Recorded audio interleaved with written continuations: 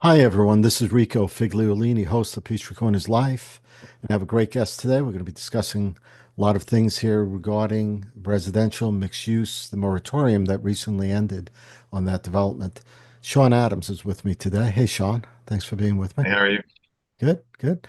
Good. Um, so we're gonna talk. Let's set the stage a little bit about um, why. If you could give me a 2 minute brief about why the moratorium was put in place, and then what you were doing during that moratorium to start developing the ideas that we're going to be visually showing our guests.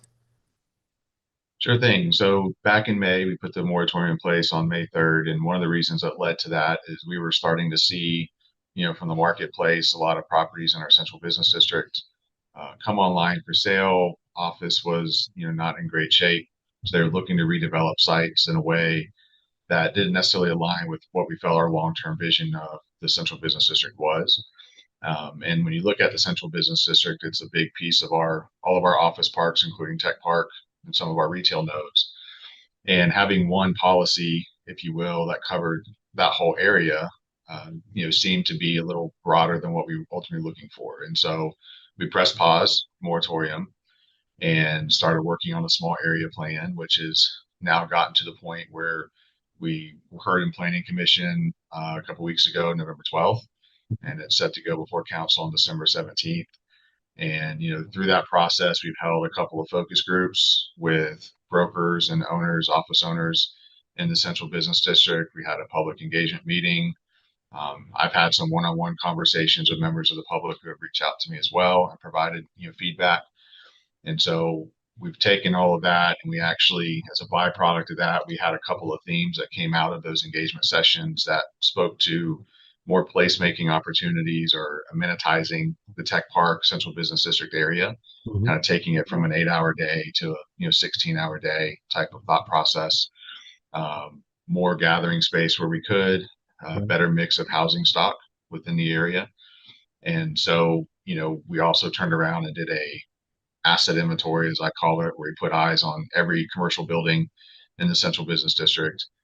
We did a market analysis as well to determine how they were from a condition standpoint, what their occupancy rates were, what's on the market, what's not, what properties have kind of more underutilized space or parking than others. And as a byproduct of that, we've kind of set out these 7 sub areas, which is probably the biggest change in the small area plan within the sub district that allows us to get a little more granular Right. and look at each of these areas and say, okay, what may make sense from a redevelopment standpoint or development standpoint in one area may not make sense in another.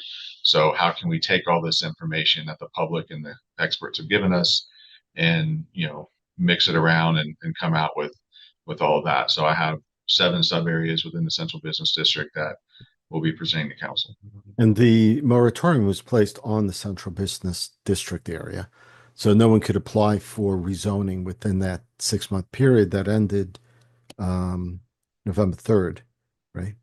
Um, so during that time, you guys did what you needed to do as far as research and the inventory assets and developing these ideas. Because, like you said before, from someone walking in that doesn't know anything about this, the central business district area was governed by or ruled by one broad regulation, if you will. And now, by subdividing these into 7 districts, each of them will be uniquely um, managed, if you will, right? About what can go there or how it can be developed.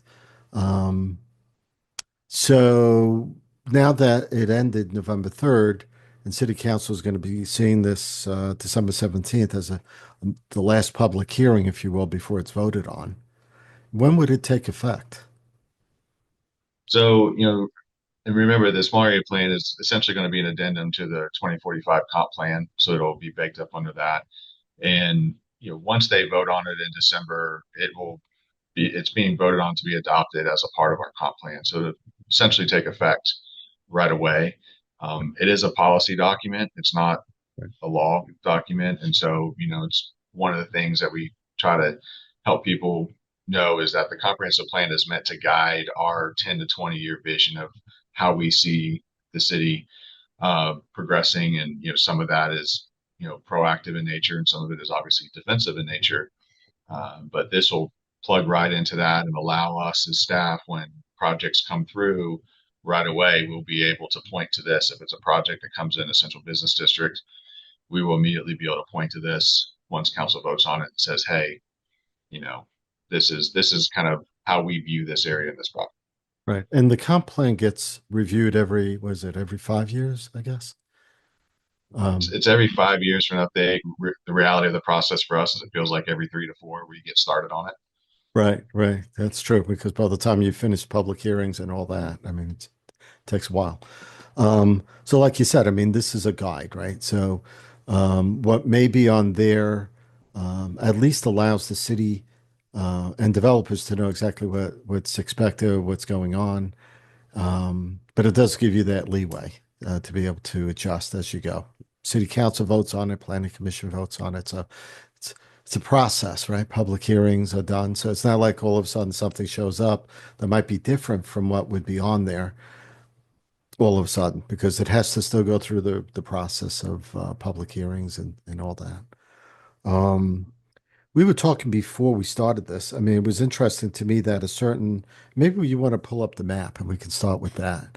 Um, because one of the sections that is in the central business district, I didn't even realize was the G section that we talked about, the intersection um, of Peachtree Corner Circle and West Jones Bridge Road and Crooked Creek, where the elementary school is as well. I didn't even realize that was in the central business district area. But you all have been proactive when you went through this process to make sure about a few things. So let's start there a little bit. So what we're seeing on here is the seven subdivided areas to our central business district. And the G, which is the green area, um, Mhm. is so the top one is the intersection of where the YMCA is, Peachtree Corners Baptist Church, and Cornerstone Christian Academy. And the one at the left side on this top map is the Crooked Creek and Peachtree Elementary School area, correct? Yeah. So explain to us why that was pulled out separate. So, as you kind of look at that area, you see they kind of stick out anyway Hmm. from the core of the central business district. I think the reason why they were probably originally included in is because they are mostly institutional uses, which tend to lean on the commercial side versus everything around it being residential. Right. But when you have a broad policy guide or policy statements like we had in the central business district before this, where the central business district in most places is where your highest intensity of development shall occur, both mix of uses, things like you see at town center and the forum, that's also part of the central business district. Right. And so when you just say that broadly across the whole character area, well, that means everywhere that you see on this map right now, which includes those two sections. But we identified and understood that what may be appropriate along 141 and sub area A Hmm. probably isn't appropriate in G.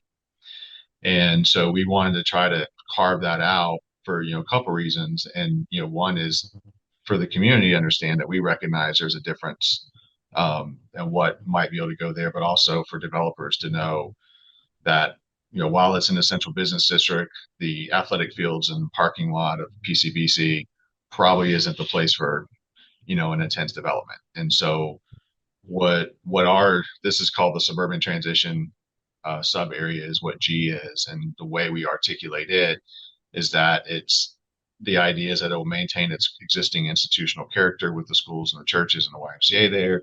To the extent that it were to be redeveloped in the future, it needs to take on the low intensity residential character of all the residential around it. And so, if anything, it should act more like the Amberfield and Peachtree Station and everything that's right by it, and less like Central Business District. And so, it kind of gives us that buffer, and then now gives staff the ability, if somebody were to come in and try to buy one of those pieces, we would be looking at this and saying, your development is inconsistent with Hmm. our small area plan and surrounding uses, and that would give us some of the ammunition we need to be able to make a recommendation of denial in that case. which wasn't in the original plan. I mean, anyone could have probably come in and bought that parking lot, if you will, across from PCBA and decided, or the YMCA, if that was ever to be sold or whatever, that someone could come in and say, well, it's a transition point. We could put townhouses there, which, in a reasonable way, you might say that that could be like type of thing, type of development. But this eliminates sort of that Right. type of And development. townhomes are a lower to medium intensity, but the bigger thing is you could take that YMCA property and it's big enough that Mhm. they could have tried to come in with a mix of uses, Yeah. and even more intense. And while we can certainly, from a staff standpoint, leverage the fact that all the surrounding uses are lower intensity and try to use that to drive a staff report of denial. It will be harder for us to say it's inconsistent with the comp plan when the comp plan is calling for the higher intensity use in that character area. And but now this sub area allows us to be able to point to both and say no, that type of intense use in that area would not be appropriate. And was this, I don't remember now, but obviously the city's 13 years old, and we adopted Gwinnett County's plans, right? I mean, when we became a city, essentially. Now that's slowly been amended and changed over time. But would that have been allowed I wonder if that would have been allowed um, during that time before we became a city. I'm not, well, I mean, Gwinnett County would have had larger character areas since it was countywide.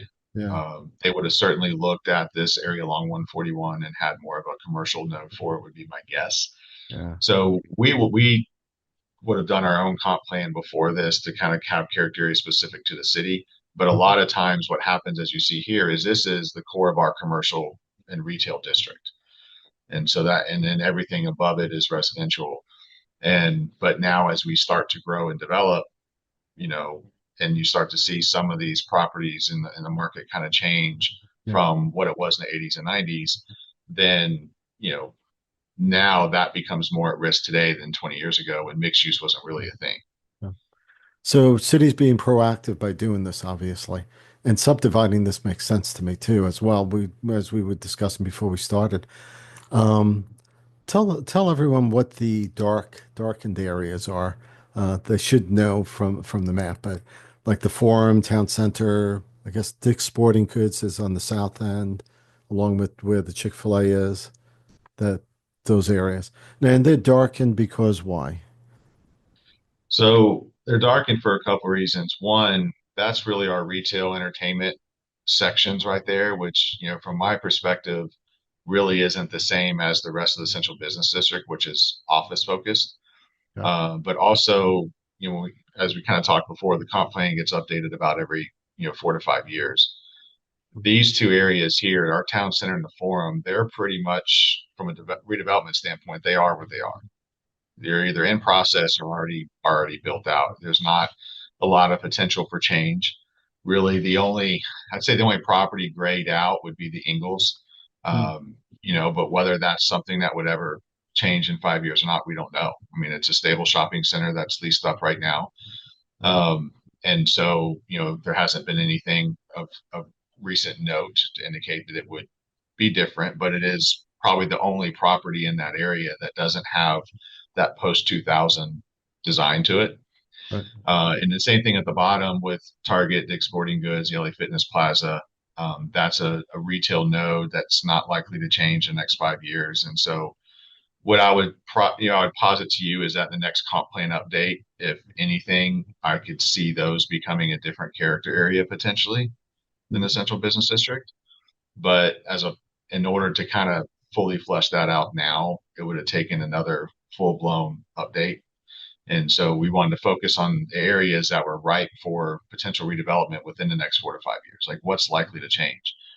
And so that's why you'll notice the E section as well, um, where even though a lot of times that area around Peachtree Corners Circle with the Lidl, Da Vinci Court, Hexagon is often kind of part of that downtown Hmm.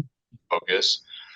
That is an area that one has attempted redevelopment recently and is probably has the potential for redevelopment in the next 5 years at some point in time. And so we included that and made it its own sub area as a town center gateway because we wanted feedback from the community on that, since we felt like it would, you know, likely be sought for some sort of transition over the next 5 years. In that area, I know that, for example, the E part the west side of 141 there, that's where the day building is. I know that they applied for a rezoning there. They'd like to put mixed use or residential, I think. And then you have So right? Let's start there. Let's talk about that. actually, so yeah, the west side here, my cursor is Hmm. the curve that you see is the Cowart parcel that's not developed yet, but that's where he has the entitlements for the 56 condos. Right. The That's day the, building is actually over here in our okay. commercial core. Okay. So since it's a little further down Peachtree Corners Circle, it kind of fell out of the gateway Gotcha. based off of Okay. our review. So is the 50 unit condo still, that's the one that I think butts up to the intuitive um, properties maybe or near there. It does. So it's kind of the one that's tucked in behind the QT and Right. the creme de la creme, and then intuitive, part of the intuitive campus is on the other side of it. Okay. By the way, is that, I think the roundabout that was being planned, has that been approved and going into that part where the creme de la creme and the exit from the forum is? Has that been approved?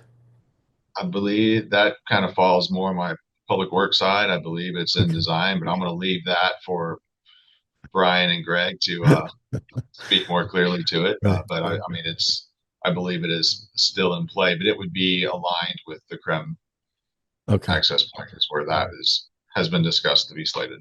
Okay. Do you foresee, I know in the E part on the south, on the east side or south side, um, there's a couple of other buildings there that are being looked at, right? Is Regis one of those buildings? Regis Hexagon is one where I think half of it's vacant right now. The Oh, Hexagon has moved out. Regis still has their side. So, that's a building again, 50% or less occupancy, a lot of parking. So, you know, in my mind, that's one where you could see somebody coming in and kicking tires at any point. mhm. And so it was important to make sure that was included as a part of this conversation. Sure. Why don't you start, I guess from there. I mean, that's the town center gateway it's called, right? Um, and let's work our way around to tell us a little bit about why each of these have been adjusted the way they are. Certainly. So, I mean, I guess so the town center gateway, what we point out here is that it is kind of a wrapping around as a part of that downtown, and could provide opportunity to connect directly into the town center area to Mhm. amenitize and not only those office buildings there, but there's enough excess parking there to provide some additional body heat and residential units to further support town center and the forum. And so that's kind of been looked at as a area for medium to high built for equity product. Mhm. There was discussion at planning commission, that I'd say the one concern that some of the community has expressed is with regard to our recommendation of medium to high density in the E area, Right. largely over traffic concerns, in terms of, if you put a few more hundred units in that area, what will that do from a traffic standpoint? We are, continuing to work to look at that and provide, analysis for it in advance of council. But, what I have kind of spoken to is the reason, again, this being a guide, right? Right. Is the importance of having somewhat of a range and saying medium to high intensity is, I'll use Da Vinci as an example just because they kind of made this reference in their public hearing. But Mhm. they talked about the fact that they currently, of the 12 plus acres they have, about 9 acres of it is asphalt. 4 acres of it, I believe, is what they said in public hearing, is excess. So they can maintain their 4-to-1 parking ratio that they need for their tenants and get rid of 4 acres. And so, when if they were to come back in with a proposal with residential units that, were what city and the community wanted, people generally were like, that's a good proposal. And we'll just, for the sake of easy math, it's 4 acres if they came in with, 80 units of townhomes. Hmm. and but they did it as a whole 12-acre property. That's less than 8 units an acre, right? That's like low end of medium, if anything, in terms of density. So everybody be like, that's great, that's awesome, great job, looks good, Hmm. everybody's happy. Well, if they sold off the 4 acres of parking in a different, whoever bought the 4 acres or was contracted to buy the 4 acres Right. comes in to zone 80 townhomes. Now that density is being accounted for off of 4 acres, not 12. And so what was a less than 7 acre, 7 unit per acre project now looks like a 20 unit per acre project. And now it sounds like high density. And so, the reason for having the range is saying, look, all of these properties within that gateway, in order to put one residential unit on it, they'd have to come to us for a rezoning. So we get to look at it on a case by case basis and say, you know what, if it's 80 townhomes there on 4 acres, whether it's all 12 acres is zoned as a MUD or 4 acres of it is zoned, residential infill or, Hmm. some other zoning opportunity there. The idea is that it's 80 units for the core of that site that's meant to serve the property. So we might look at that differently, Okay. more supportive than 350 units on, say, the Hexacon building or the Synergy building or something, right? So that's still high, but it's a lot more units. And so by baking in a range, it allows us to contemplate those scenarios where you might have parcel carve outs Hmm. and that person comes in because maybe the office owner doesn't want to wrap everything into a mixed use for whatever reason, Right. but he's okay giving a piece of the parking to, add something to it. And so from a planning standpoint, we have to look at what's the total number of units going on the ground in an area. And that's really what's going to come down from a traffic standpoint anyway, from support. And so, but if we just said medium Hmm. and that same project came in, I mean, technically council could look at it case by case and still say, I understand based off of the 4 acres, it looks like higher intensity, but totality of the circumstances, if you will, it really is more like medium and therefore we would support it. They still have that ability to do it. Right. But I think it's from a legal standpoint, from a policy standpoint, to have the range in there, it's easier for us to kind of defend and support on a Sure. case by case basis. And so that's something that we're looking at and trying to help articulate why the importance of the range is there. So when equity's talked about, I mean, the only equity that I hear all the time is either homes or townhomes. I don't hear anything about condos. So it transitions right to apartments. Like if someone came in and decided they wanted, to apply for, I don't know, 180, 200 units, it's always looked at as multifamily apartments versus an equity property like condos would be. I mean, is that even in the plans? Does that allow for that, or is that one of those one of those expanded uses that could be, but it's not explicit in there?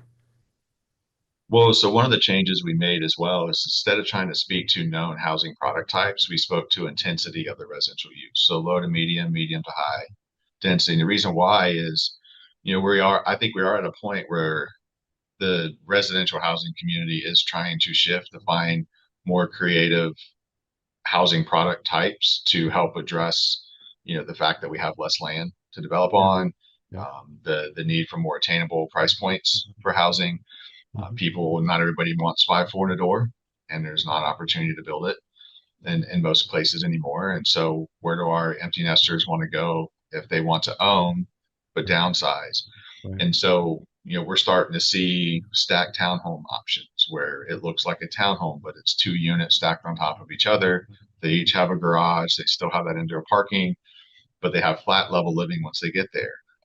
We're seeing courtyard style homes are coming out, smaller cottages, kind of going back to that 900 to 1,500 square foot single family detached on small lots. Right. And so, as what I don't know 10 years from now, if I did, I'd probably be in the construction side is what are those types of uses? What does that mix of housing product type? And so what we want to be able to do is say, look, it really matters the intensity of the use. And then we'll know when we see it what comes in, if it's the type of housing product type that makes sense in the area and kind of assimilates into the surrounding environment. So rather than boxing us in and saying no single family detached or no, no townhome, let's do it that way. And so, but to your point on the condo front, most people forget that, a mid-rise stacked flat building can be equity Right. or rental, right? Right. Condos an ownership type, not a structure. But we are, I think, suburban condos, if you will. Like a Mhm. mid-rise condominium project doesn't finance or paper in suburbia right now, and that's why you don't see it like you see inside the perimeter. But what does are we're starting to see kind of like what Waterside, they have that condo component where it's three Mhm. levels with the parking deck. That type of product works, and the reason why is because if for condos you have to pre-sell 50% before you can get the financing you need to go vertical on a building. Mhm. So if you take a 50 unit mid-rise, you got to sell 25 units before you start Right. going, That's what I unless you're understand. self-funding, Yeah. right? And the problem with that is you're asking people to put money down where they won't be able to benefit from it for potentially 2 to 3 years. But if you have an 8 unit kind of stacked townhome building or something like that, Mhm. one, that building's a lot cheaper to build than a mid-rise, but two, you don't have to pre-sell 4 units, and then you get the aggregate of the pre-sales moving forward. So once you get four Yeah. units sold, you build Right. one, you put a couple models in there, and as you sell that out, you can now build the next one. And so that tends to work better in suburbia, and we're starting to see some of those products come in Interesting. and kick around. Right. I mean, and I can appreciate that and understand that. And they look nicer that way too. There's better quality of living, maybe. Um, but I've also seen, and maybe this is more urban, I guess, where apartments come in, let's say, multi-unit apartments, but they're pre-wired, they're set. They could be condo products. And eventually some of them do turn into that, right? 7 years later, they become um, condo equity property. That's actually an easy way of doing it, right? Build the Mhm. apartment, finance it that way, and then the conversion can happen later. So that's been done before. Um, but you're right. Maybe the suburban area we live in right now is not quite, doesn't need to be quite that dense with those types of developments. Well, I will say to that end though, the apartment projects that are coming in, even the ones I know a couple of them have been denied, but the proposals and Tucson Court as well, Broadstone, they are sub-metered, they are pre-wired in a way to where they could be converted. So, and I know that's the difficulty. Is the irony is like, well, then why can it finance as a rental product but not an ownership product? And we can go into the legal That's weeds a, on yeah, that one, but they are being built now to have that conversion. If we ever right. find that people going back towards wanting to buy like that, I could see that happening. Yeah, and it's mainly a financial issue, right? It's mainly the banks and what they're willing to finance. And I'm glad that actually the city, I think it was a few years ago, started doing that, conditioning developments to be subwired and all that, because that made sense. I mean, to be able to look to the future and all that. Plus, energy wise and everything else, it just makes sense to have it done that way. Um, all right, let's go into the D's and the C area. Let's go into the C and why is that area? And describe what business is actually there at that point. Certainly. So the C is what we're calling targeted infill. These are typically slightly smaller lots in general, but you still have businesses and buildings where there's some underutilized space, Hmm. maybe overdevelopment, or in some cases you might have a smaller office building on a smaller site that isn't doing so great, but you have better office around it. And so there's the potential for maybe, one property might change so that it betters the ones around it.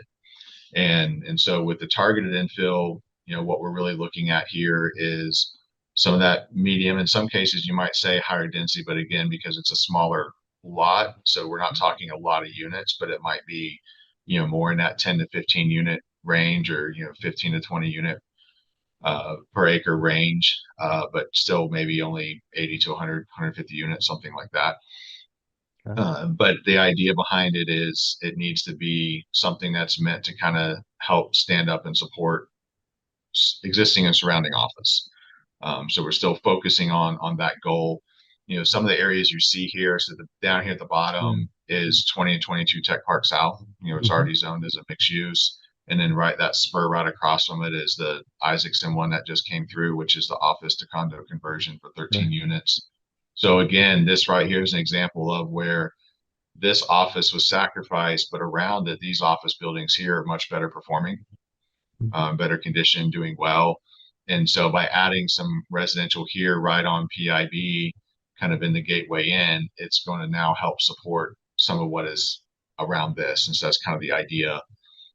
This section back here is Research Court. You got Peachtree Farms down here, which already kind of has that little bit more of a residential type of character to it. Hmm. But a couple of these buildings here are either fully vacant or, in need of quiet repair. So there's the opportunity to do some stuff around here that can maybe stand up some of the office within here, but also help further support, what we have in D. And then this is Spalding 141. So Goodwill Plaza here, Hapag Lloyd, 5550 Triangle. That's this whole section here. Hmm. And then on the other side, you have the Summit Building, Bank of America, and it's kind of the space in front of it in the hotel. So that's kind of a corridor area of some smaller lots where you could probably see some redevelopment occur at some point in time, which that kind of gives us the idea. D is we're calling it commercial core. Hmm. D is really the area where we don't expect to see a lot of change away from office.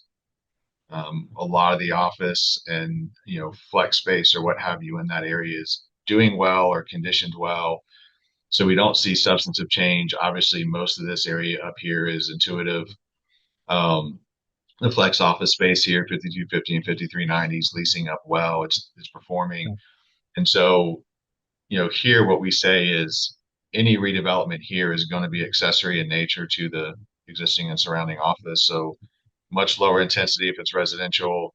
Odds are, because it's off the major corridors, it's probably not going to support retail anyway. And so this is where you can amenitize it. The trailheads can come through in certain places, that type of thing. And so that to me is kind of like our stable base of office. And so not a lot of change. Right. Um, as you see here, we're calling it the district hub, but it's pretty central to the central business district, if you will. Hmm. It's right along 141. For context, this is Engineering Drive, comes through right here. So this kind of southeastern side of 141 is Broadstone, the Right. liquor store, the racetrack. So that's already is what it is. That's built out, developed. The other side, you have D.R. Horton Hmm. back here, and then this is the CarMax Plaza. There's a little kind of right angle building tucked away that you don't really see from the road, but overlooks the lake. So CarMax, SIA parking right on 141, full signalized intersection, really underutilized space. And part of what we heard when people talked about amenitizing Tech Park beyond gathering spaces and trails was creating opportunities for entertainment and placemaking uses that wouldn't pluck from town center in the form, Hmm. don't want to necessarily compete fully with that. Hmm. If there is a place to do it, it should be on a major thoroughfare. And so this is probably where your highest intensity of redevelopment would occur, as it relates to additional commercial uses and residential because of its proximity and full Right. access. And so it's kind of the idea is that hopefully this kind of becomes your entertainment placemaking hub for the central business district. I think part of that, wasn't there a discussion at one point about adjusting some of the regulations for allowing um, like recreational uses inside certain buildings that don't exist actually at this point, as far as an allowed use? Is that amended, I think, already? Yes, back in March, I think March, April timeframe, we did the social recreation facility and social hobbyist text amendments Oh, that kind yes. of addressed some of those smaller scale uses that Yeah. we didn't really have a clean and tidy place for. Right. Um, but yeah, I mean, this could be the kind of thing where, your fairway and socials or brewery, things like that. We'd love to Hmm. see that type of anchor use come in here, something that could hopefully stabilize and make the CarMax building more valuable because it's a pretty good shape building. You Yeah. know, if you put some stuff around it, you could foresee a situation. You've got, 295 multifamily, 26 towns on this side, Right. 75 towns coming on DR Horton. So, you're kind of in that 380, just shy of 400 range. If out of all this, in this area, if you had a little more residential along with some entertainment uses, you really have a core that can support that additional retail or entertainment use coming in. So it brings a product to the city we don't have. Hopefully, that all of our residents up here in the shaded out area can easily pop down into and out. Right. But most anybody else coming to it is going to leverage, the main thoroughfare of 141 and out of the city to do it. And so, that's we felt like if there was a place to have it, that's it. Okay. And then I'll hit F real quick because it should be real quick. This Sure. is really our Saturn Court down here. This is off of PIB. This is, we call it flex office, but this is where most of our true kind of industrial 1-story bay door flex office buildings are. Hmm. Anything here is going to be more to enhance that. It shouldn't see much in the way of true redevelopment there. It's a pretty stable spot. And so we Okay. kind of drew those out on their own. And then the last one is B. We're calling it District Infill. Perspective wise, I mean, this is Jaybird Alley right here. Right. So, down here you have the Comcast building down here below. This is Mary R. Queen up here. Mhm. This two buildings right here are one property. My understanding is this building is fully vacant. Most people are in this back building. As you can see, you look around, you have a ton of underutilized parking and space in the office park. Yeah. Oh, And even the public engagement sector, our public engagement meeting, this is where most people said, hey, the intensity of residential and everything, if anywhere, that's where it should be. It's further away from town center where a lot of people feel like we already have a lot of growth going on. It's right. adjacent to Holcomb Bridge Road corridor, where we're trying to do a lot to redevelop that corridor. And Hmm. so this is where it makes the most sense. And so here, is where we're kind of proposing that medium to high Right. opportunity as well for residential mix of uses, still with a preference for built for equity products. I think there's some opportunity because unlike C, Hmm. these properties are larger. So you can take one property and do more. Where C, you might have some 3 to 4 acre sites. Here you've got a lot of 12, 15 acre sites. So there could be some opportunity to do more with a mix of product types. You could potentially stabilize the office building with it, or you may have to take one to support others. Right. So let's, I mean, medium to high density. So when, for example, I drove through, I think it was, where was it, Buford Highway? No, Peachtree Industrial Boulevard going south into the city. It was actually Chamblee I was driving through. And I hadn't been through that part in quite a while, apparently, because all of a sudden I noticed all these buildings, beautiful architecture, actually. Well designed apartment buildings. Um, Prettier looking, I gotta say, than Broadstone. But that's just my take on it. Better architectural planning on that. Um, do we foresee that type of look of development too? Maybe in that B area, because I mean, does that just so then people can sort of envision what is going to go where, maybe as far as that goes. Right. I consider that to be more of an urban higher density than a suburban higher density. My vision for down here is there certainly may be a couple of sites where, multifamily might be needed or might make some sense to be able to support the retail that's right here. But really, when I look at this, doing some of that residential infill, like a couple of zoning districts we're talking about, I could see an opportunity for a mix of product types, whether it's attached and detached townhomes with some stacked townhomes or smaller cottage homes, or we can find an opportunity to do that to bring in some more of that equity product, but it can be smaller footprints. And so it may be 15 to 20 units an acre. And, Yeah. in my mind, anything less than 20, you're still kind of in that medium range. Hmm. You get over 20 is when there's a two in front of it, it starts to feel like, okay, for suburban areas, that's Right. probably, that's the low end of high.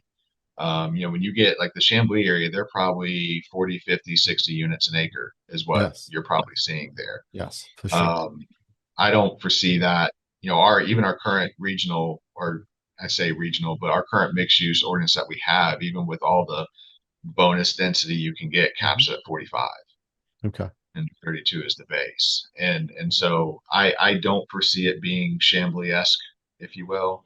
Okay. I want it to be a more efficient use of the space supporting the office, but I Mhm. think in my mind, when you say medium to high, I'm thinking this area is probably likely to be more in that 15 to 25 Okay. type of range, and hopefully supporting as many of those office buildings as we can. All right. Sounds good. Um, so this is going to be presented to the city council again on December 17th. Public comments, public hearing. People can come to that meeting and make their public comments about that plan. It's been out there already. There's been public focus groups, a public meeting. So it's been out there.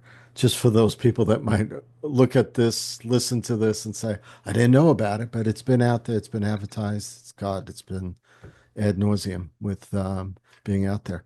So finally, it's coming to city council and it'll be voted on at that meeting because it's gone past the first reading on it. Um, do you foresee is there any additional things that you should share that you want to share right now that we haven't covered, Shaun?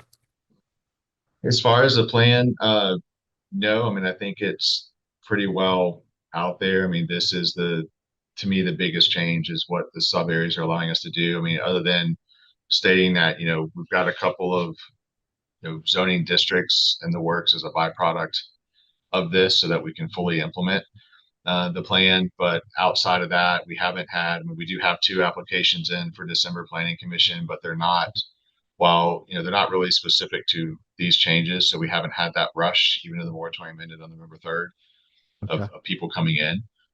So it'll be interesting as people maybe lift their heads out of the sand after the holidays and in January and start to kick tires again Right. to kind of see the reaction of the development community the first couple of times they come in on some of these properties and talk with us about it. But Okay. Sounds good. Um, Great. So again, for those, it's December 17th, city council meeting. If you have any questions, what I'm going to do is in the show notes for this, I'll have a link to the meeting. I'll have a link. I think we could get a link to this plan as well. it'll be Is there a it'll be in the PDF? packet. Okay. Is there a And separate PDF available on this that we can link to or? I can get one set up for the full plan that'll be shown. All right. This was a specific presentation that doesn't have the full plan in it, Gotcha. that I'm sharing right now. And Okay. so, but I can get the full plan, maybe with a draft watermark on it or something, and then have that so it can be shared. All right. That'd be great if you could do that. If anyone has comments, certainly leave it in the comments, email myself or actually Shaun Adams at the city. If you have any questions. And sorry, my cats are going crazy. So just put your comments and we'll see about getting answers to you before the meeting, or certainly bring them to that meeting, and you'll know a little bit more about what's going on. So, Shaun, thank you. Appreciate you being with me. Hang in there for a minute while we say goodbye. In fact, if you want to take the map off, you're fine to do that.